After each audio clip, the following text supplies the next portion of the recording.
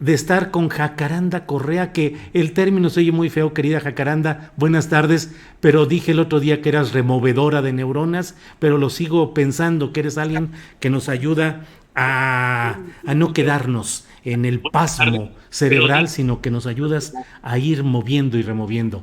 Gracias, Jacaranda Correa, por estar con nosotros en este lunes. ¿Cómo estás, querido Julio? Eso de la removedora de conciencias estuvo muy divertido, ¿verdad? Ya me Sí, imaginaba yo ahí con mis pócimas, sí, sí, sí. pinol, cloro y varias cosas echando ahí para, pues, destapar la discusión, ¿no? Me preguntaba, fíjate que un colega ayer y me decía, bueno, ¿cuál es tu papel? ¿Qué quisieras tú hacer en este momento? Y fíjate que recordé mucho lo que decías tú en una de tus pláticas astilladas que me encantó, que decías que somos observadores, ¿no? Nos asomamos por las rendijas del poder y a partir de ahí, Ujú. pues cada quien desde su trinchera, pues tratamos de escudriñar y de aportar a la ciudadanía información, ideas que le permitan, pues tomar una posición inteligente, ¿no? Entonces yo digo, es como hacer un boquete a un sistema que es enorme y tratar de tener salidas, ¿no? O sea, salidas para, pues no sé, construir posibilidades de un mundo mucho más igual, ¿no? Y justamente ahora que escuchaba, de antes de iniciar con mi reflexión, que se desprende de lo que he venido conversando sobre la consulta ciudadana la semana pasada, pues escuché la plática que mantuviste con el Fisgón y con Rapé, Ujú. una conversación muy interesante, muy entrañable sin duda, y yo nada más, más allá pues de hablar del legado de Toño Helguera, de quien se ha ya profundizado, yo solamente diría que yo lo conocí en el 2006, en el 2007 colaboramos juntos en el programa que hicimos desde Canal 22, que se llamó El Rotativo, y en ese programa en el que innovamos en muchos sentidos, no solamente a nivel del formato, no Ujú. solamente el primer ejercicio que hicimos de televisión interactiva en ese momento, 2006, el director era Jorge Volpi, y Ujú. logramos hacer un equipo muy fuerte de periodistas que nos permitió hacer un ejercicio, Julio, de una gran libertad, que yo siempre lo digo y lo diré para quienes ahora se llenan la boca de decir que en los medios públicos se hace propaganda. Yo digo, a las pruebas me remito, y en esos tiempos, con Helguera, con Hernández, el Fisgón, bueno, incluso hasta Paco Calderón, o sea, toda la diversidad de moneros a nivel ideológico, pues pasaron por ese programa El Rotativo, y sin duda, bueno, Toño Helguera, Fisgón, y Hernández, pues fueron durísimos en sus críticas a unos pocos meses de que Calderón hubiera asumido la gubernatura, y lo hicimos desde el Canal 22, así es que un agradecimiento, una gran enseñanza a alguien como Toño Helguera, que de alguna manera se comprometió, y siempre decíamos, ojalá que no nos bajen el switch, porque aventábamos unas durísimas contra el gobierno, haciendo una crítica frontal e inteligente, Julio. Así es que bueno, pues eso valga pues el comentario por lo que estabas comentando hace un instante con los otros dos queridos moneros, a quienes mando un saludo, Julio. Gracias, Jacaranda.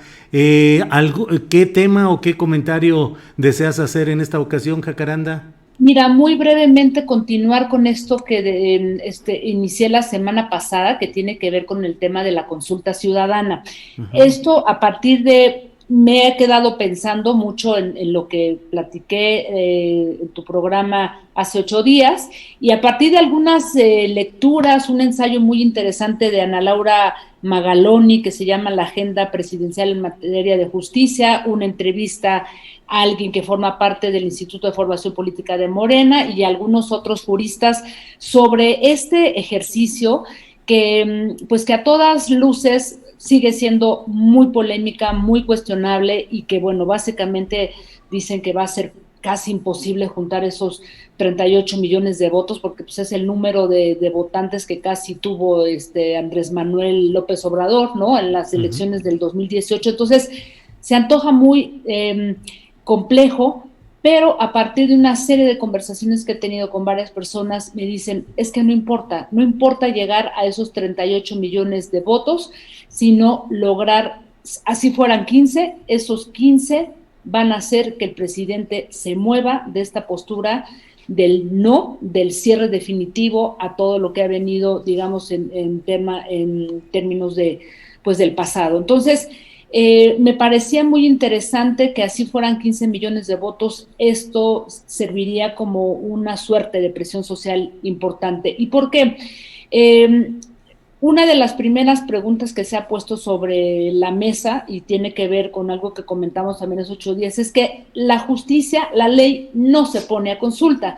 Y lo que por ahí, digamos que junté en todas estas opiniones es que efectivamente la justicia, la ley no se pone a consulta, ¿no? De hecho, hay muchísimos artículos de la Constitución, del 109 al 114, que hablan de responsabilidades públicas, de por qué se podrían enjuiciar no solamente a presidentes, sino a diversos funcionarios públicos, y ahí están.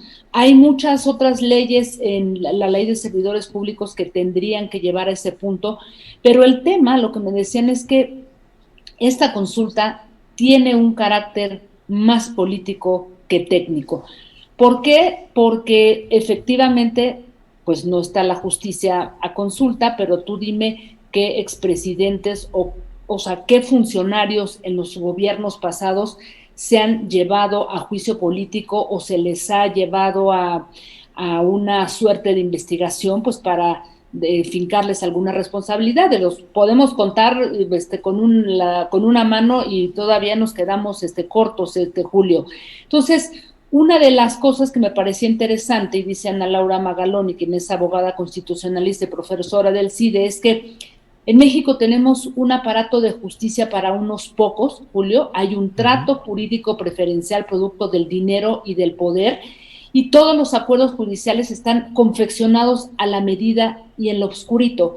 Eso significa que no se necesita decir voy a aplicar la ley, porque el mejor ejemplo, y para muestra un botón lo que está ocurriendo en Tamaulipas, de cómo se está defendiendo a un gobernador que está acusado y digamos que la única respuesta ha sido amparándolo y diciendo que esto es una persecución política. Así es que en ese sentido, Julio, me parecía interesante que la consulta, lo que se está planeando y lo que parece que se va a desprender, es que eso ayude de alguna manera a destrabar, a generar, a mover la correlación de fuerzas que no siempre pasan por los estamentos legales, sino que ayudan a construir una presión social en un sistema judicial, como dice Ana Laura Magaloni, que está construido para favorecer a algunos otros, y son jueces, ministerios públicos, en fin, todo un aparato que ha funcionado a modo. Entonces, de alguna manera creo que este tema que se va a dar el 1 de agosto es un primer ejercicio que me explica gente de Morena, si sean 15 millones, va a hacer que el presidente dé marcha atrás a su política de punto final. Eso me dijeron, me llamaba la atención.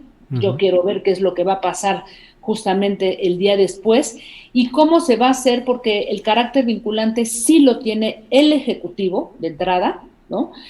Si hay una buena cantidad de ciudadanos que dicen sí, digamos que aquí lo interesante, no se necesitan los 38 millones, sino un porcentaje determinado para que el presidente diga, bueno, vamos a tratar de hacer esto, vamos a tratar de hacer lo otro, y no necesariamente vamos a empezar con que el día siguiente se le va a hacer un juicio a Peña Nieto por hablar de algún expresidente, sino podrían empezar a establecerse algunos otros mecanismos que empiecen a construir un piso legal un poco más parejo. Entonces, yo terminaría, Julio, con que me parece interesante, sin embargo, hay muchas deudas que todavía tenemos en este gobierno, en donde varios juicios sobre cuestiones de corrupción e impunidad siguen en el aire. Esta Fiscalía General de la República ha dado mucho de qué desear y no ha concluido una serie de procesos, caso concreto Odebrecht, ¿no? Y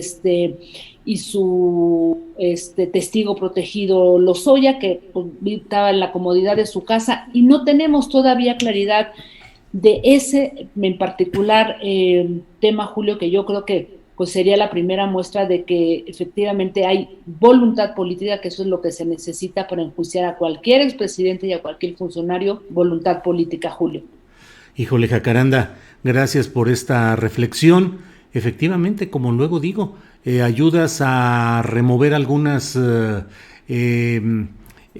posiciones ya muy fijas que luego a veces uno trae. Yo en lo personal he señalado, me he concentrado mucho en la letra legal de la pregunta que se va a hacer y digo, bueno, es una pregunta tan amplia y tan aplicable hasta a un regidor suplente, a un síndico de cualquier municipio, de cualquier lugar, hasta los expresidentes de la República, que francamente va a ser difícil su aplicación en lo práctico, pero como tú dices, y creo que ahí hay una buena dosis de lo que puede significar la próxima consulta, el que haya una expresión social de exigencia hacia el propio presidente de la República, siendo muchos de los votantes seguidores y apoyadores del presidente de la República, pero empujarlo, sustentarlo, que él vea y conozca lo que ya se sabe, la enorme necesidad social de que haya castigo para quienes han llevado a este país a la situación terrible en la que vivimos. Así es que también me dejas pensando, reflexionando sobre estos temas, Jacaranda Correa. Como siempre te agradezco y pues seguimos en contacto, Jacaranda. Así es, querido Julio, te mando un abrazo y bueno, pues nos vemos el próximo lunes con muchísimo gusto. Jacaranda Correa, muchas gracias, que tengas buena semana. Hasta luego. Igual.